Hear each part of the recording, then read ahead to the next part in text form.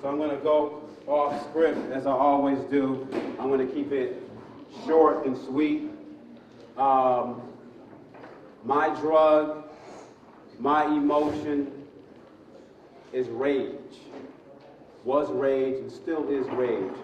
And I want to share something with you that came out of that rage. So when I was raging in my life, I would write it down. And so Public Enemy says, when I get mad, put it down on a pad. Give you something that you never had. Paradox. I am feared because I fear not. I am easily seen, but yet invisible. I am strong, but drained of power. I am the civilizer, but called uncivilized.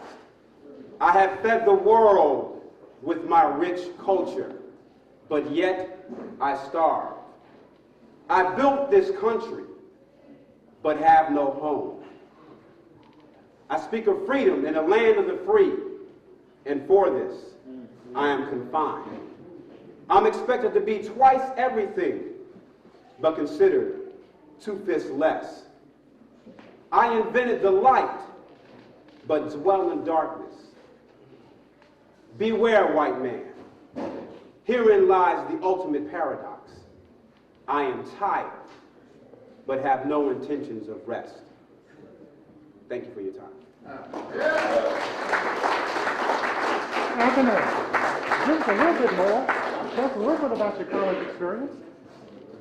Okay. Tell us about walking to the mirror, where they came from. It's in the... So I want you to give you a little bit more. Okay. That's too short. That's too short? All right. Okay. So that rage was born at Tufts University. I went to a very elite prep school, and so I went to college. I was very happy-go-lucky. You done? No. I am. Yes, I'm done. Yeah.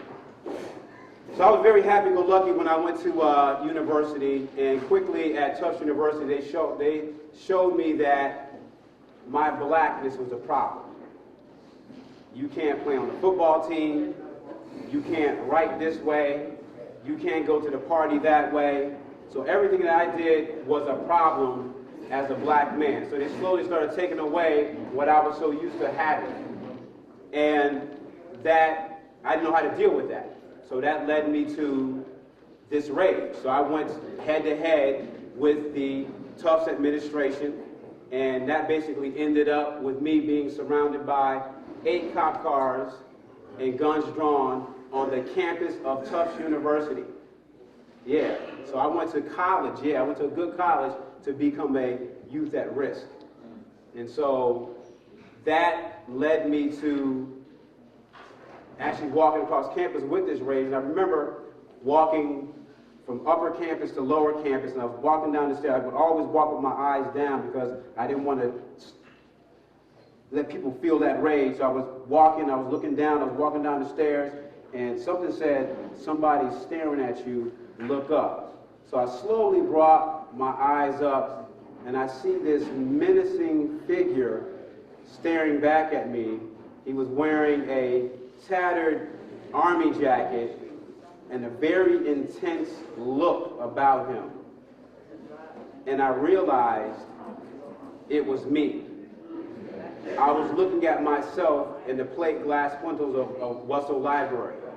So it had made sense in that moment. All the time people say, you look very scary. I understood it for the first time because I saw myself for the first time.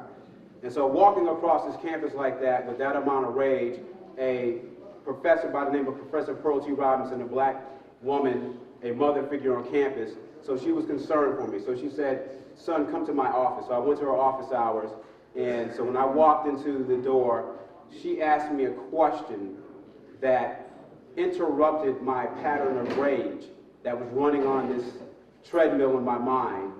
And I looked at her and said, what did you just ask me?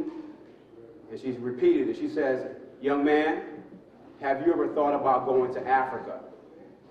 And of course I hadn't, but the fact that she asked me that question and put that into my consciousness, I realized in that moment, you know, I can think about your whole life in 1 second. So I thought about my whole life, and I realized that I needed to leave Tufts University. I needed to leave Massachusetts. I needed to leave New England. I needed to leave America.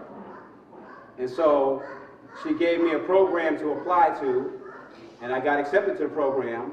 And that summer before my senior year, I was in Marafa, Kenya, building a school. And so that 2 months changed the course of my life. And that started a 10-year journey around the world. And so that's where my journey begins, but unfortunately, this is where this story ends today. Thank you.